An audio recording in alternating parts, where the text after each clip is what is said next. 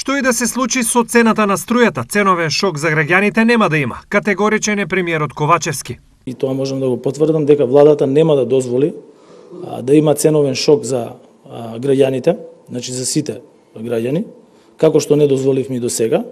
И исто така ќе се потрудиме да се определи цена на електрична енергија со зголемено производство на електрична енергија, бидејќи на тој начин може да се намали цената, која што ќе овозможи и релаксирање на регулираниот пазар во делот на малите потрошувачи, каде што има 72.000 компании кои вработуваат 98% на вработени во државата.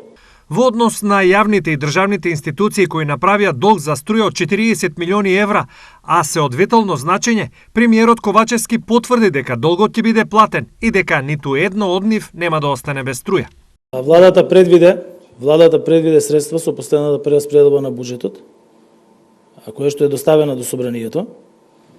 Штом собранието на државата ќе ја направи прераспределбата на средствата во буџетот, бидејќи за тоа е задолжено собранието, тогаш соодветните ставки на буџетот ќе можат да бидат финансирани и да се платат сметките на должниците.